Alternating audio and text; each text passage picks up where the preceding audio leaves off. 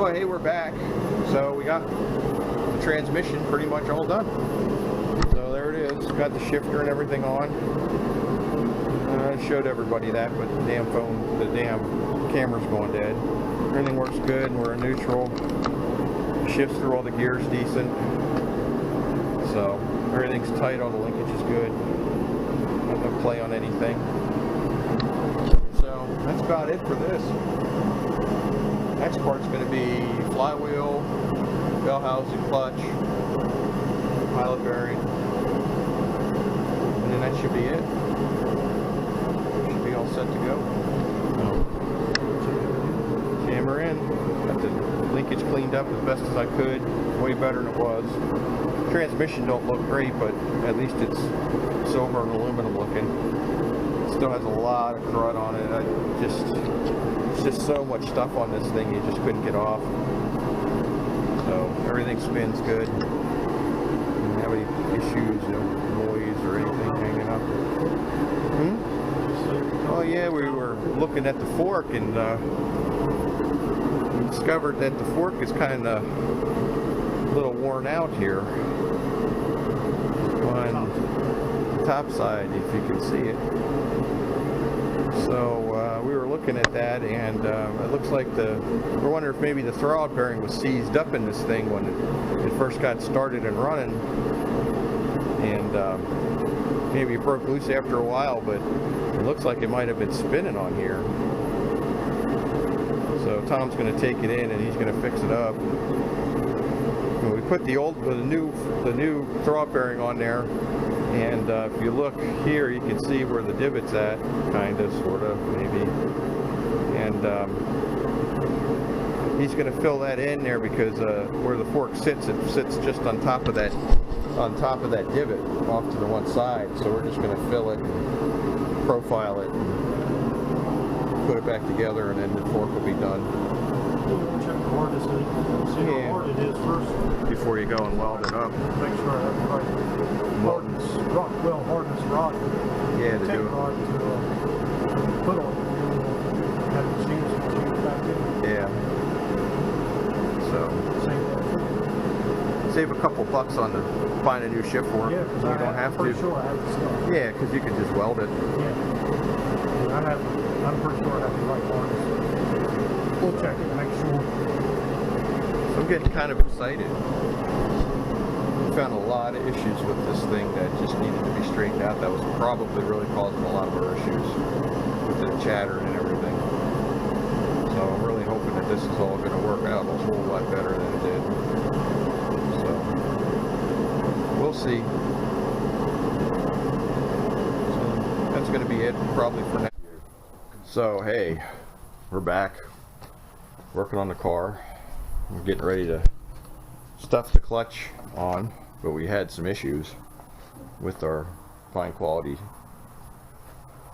I'm not going to say a name. I'll just put it on the camera.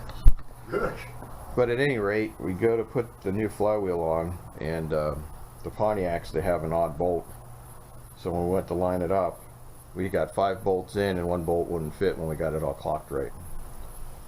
So, and the other problem was once we got it up there, there's a stop ring inside the starter for the Bendix. Well, the ring gear was hitting that.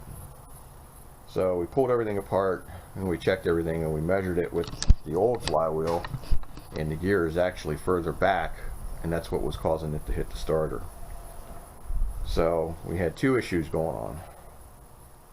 So after some thinking and trying to figure out what we were going to do and come up with an idea, obviously we didn't want to use that thing.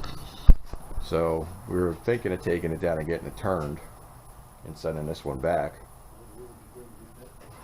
But yeah, I don't know anybody who turns flywheels. Plus we don't even know if it's within spec because it's grooved so bad.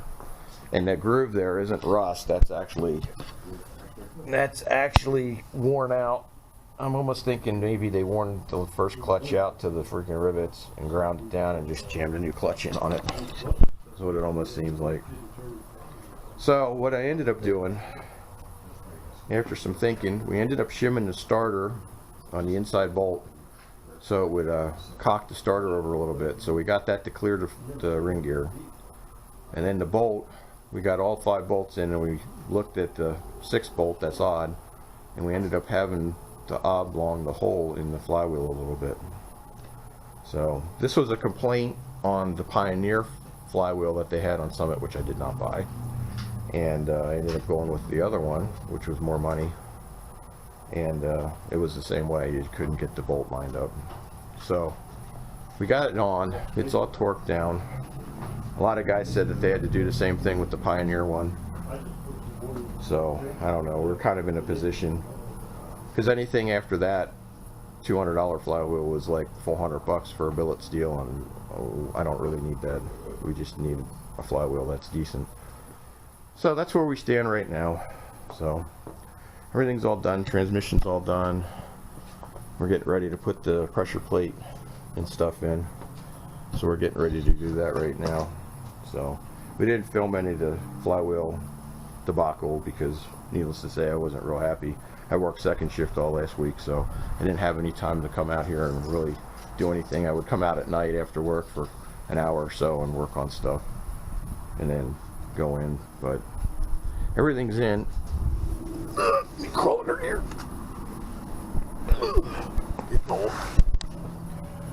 Flywheel's in. Everything's tight, everything torqued up. We got all the bolts in, everything lined up. We got clearance on our starter, because you probably can't even, I don't think you guys can see, there's a ring in there. And it's actually a stop for your gear on your Bendix. And that's what the flywheel was hitting. So we just put some shims on the one side and cocked it a little bit. So now we got clearance there. And we got the bolts in. So everything's torqued up, pilot bearings in. So everything's good to go. We ended up using the old pilot bearing because the new one was actually too thick, and if we'd have put the new one in, it would have protruded out of the receiver, and then we would have ended up loading the input shaft on the transmission. So I cleaned up the old one real good, and I repacked it with some wheel bearing grease. Packed it real good, so it's all greased, relubed, everything's smooth on it, it works good. But the other one is just way too thick. If we'd have put it in there, it'd have been sticking out, and I'm afraid it would have loaded the input shaft on the it would have loaded the input shaft to put too much pressure on the bearings. So we just went ahead and just used the old one over. So that's where we're at now. So we're getting ready to put the clutch in, and we're going to get the bell housing on, and we'll bring you back after that. So Intro. Today on Test the Speed Shop. I already did that. Well, we did it again. What are we doing? Put the transmission. Watching an old fart trying to get a transmission in.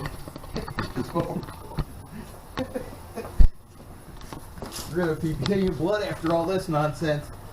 We're too old for this shit. Yes. Oh my god. What?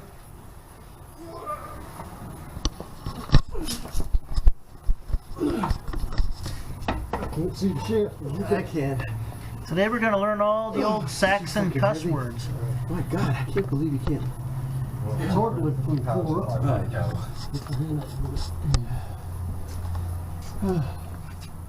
The joys of a 4-speed. Yeah, tell me about it. You may have to just slide the pipe cardboard up, slide it jack under. Yeah, we might have to just put the jack under here. Let it hoist it up high enough for us to pick it up. To get it to that point.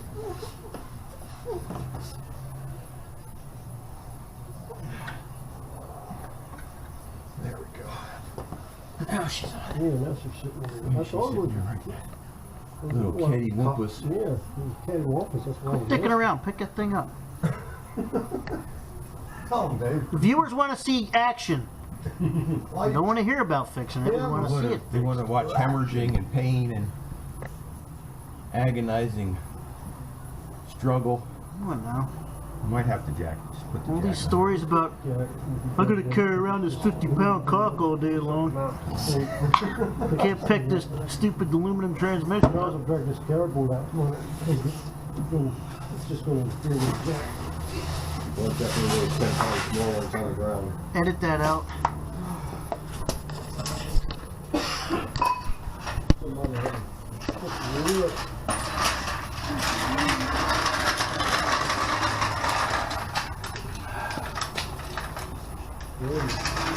Not only does Dave paint, but he's also the cameraman.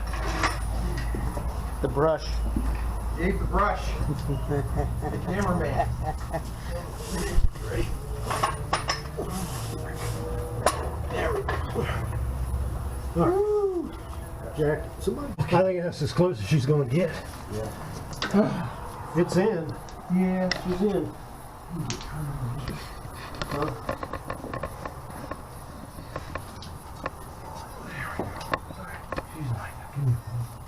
This one's right there.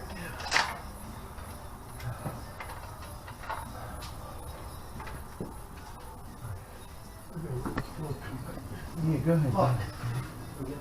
All right. Wow, did you eat Subway again for the second time? Certainly sounds like it. It wasn't that good the first time around. You okay? Damn, boy. Relax. We're talking about the razor walk.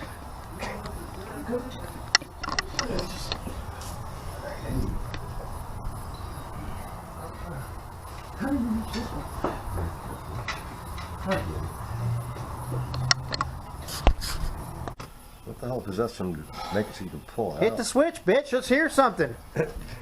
20-minute walk. Keep your feet back in case something explodes out of the bottom there. Right. Boom.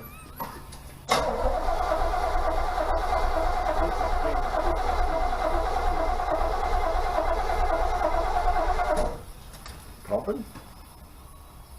Oh, it's just been sitting for so long. Oh yeah. I said you need to pump the shit out of it. You just let her sit a minute.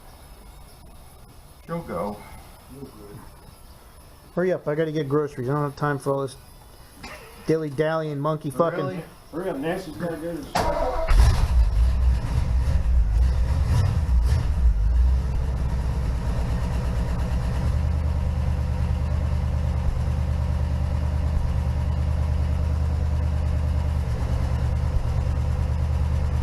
One tire. Wheels are in motion. It's in neutral though. That's just spinning from gear oil.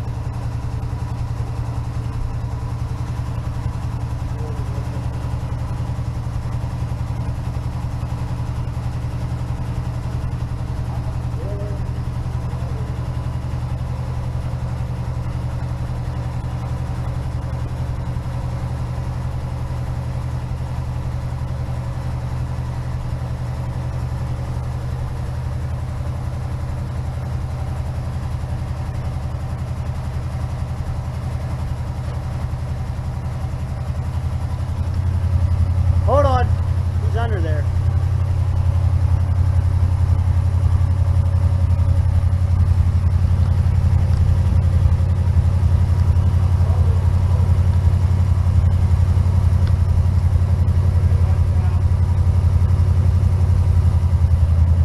There we go.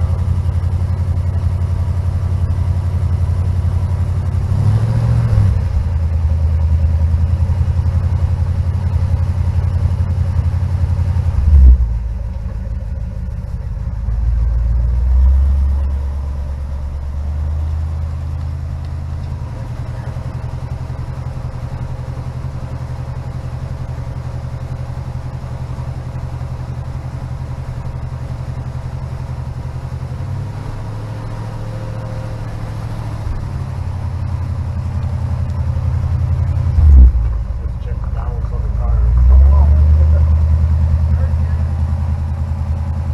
How fast is it going?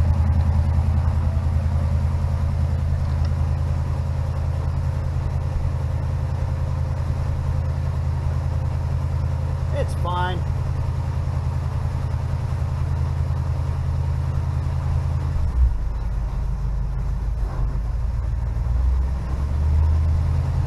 Rear sounds quiet.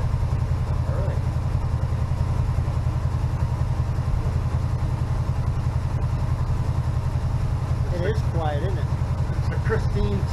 As the odometer gains mileage, the car rejuvenates itself.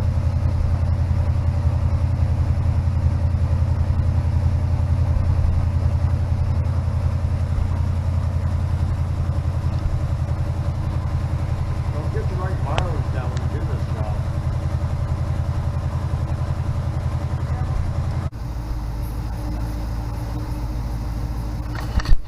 Hey, what's happening everybody?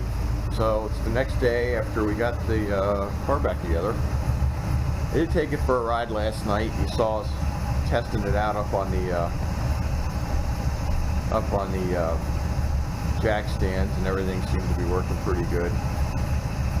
So I'm gonna take it for a little drive today and see how it's gonna work. I don't have anybody with me to film the test drive, unfortunately. I'll try and set this thing up in the car and see if I can make that work, but I'm not sure how that's going to work. So, but at any rate, that's what's going on. This last video is probably going to be a little crazy because there's all kinds of people here yesterday, and just a group of everybody, and just trying to get things done and trying to get the car back together. It's just hard to film and do all that stuff at one time. Plus our debacle with the flywheel, so that kind of put a dampener on things right off the bat, because as soon as we went to put that in, that's when we found out we had all these stupid little issues with this fine quality aftermarket part we had. So everything seems to be working really good. Clutch seems to be doing good. So I just want to get it out and run it, see how it's going to work, and go from there. So if I can get a little bit of a driving video, I will. If not, well, this will probably be the closeout to the whole clutch dilemma.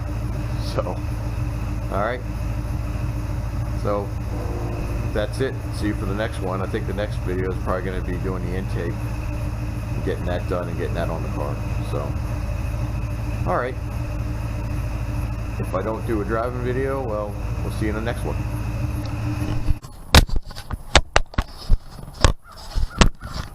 Well, we'll see how this goes. I'm not sure if this is gonna pick me up real good or not, but we'll see. I'm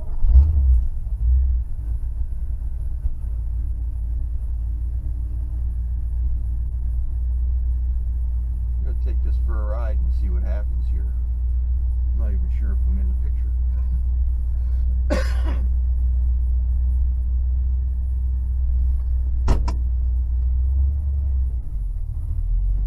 Much better. What an improvement this is over the last one. You can actually feather the clutch out and actually be able to feather it out and not have it jump all over the place like a freaking pile of junk.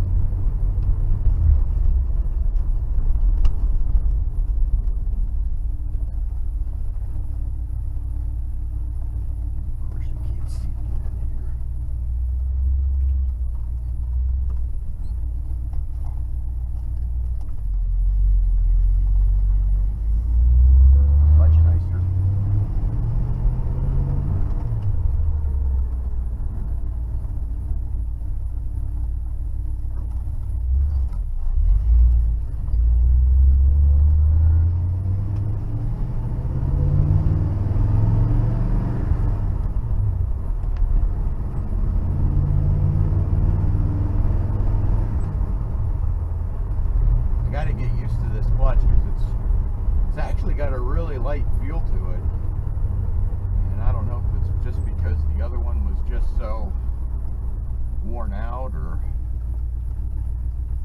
because it looked like about the same clutch.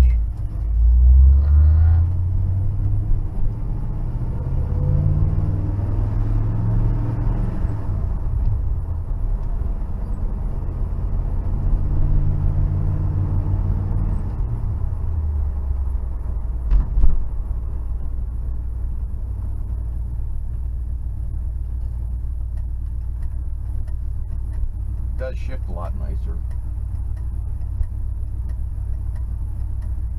I think that clutch was causing us quite a bit of problems.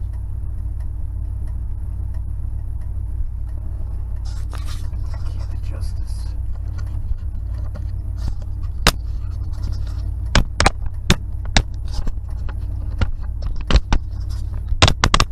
That's better.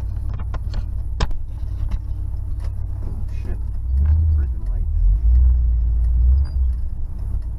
Alright, there we go.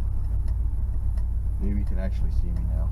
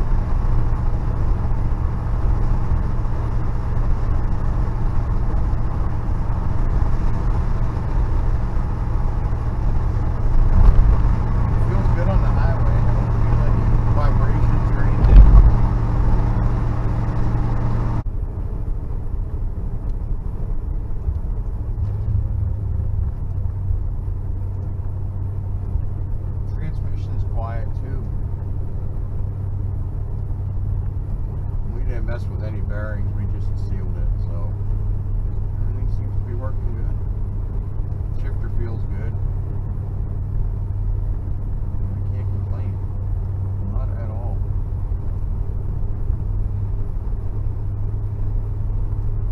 Not that the transmission and the shifter were in bad shape to begin with, so it's just more that whole clutch thing between the two.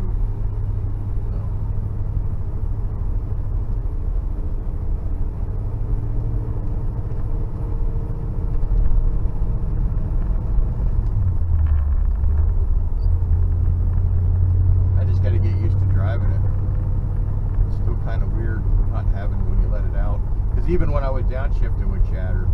It would start to chatter some. So I'm glad I did this, or at least got it done. So, well, this is probably going to conclude the old test drive video.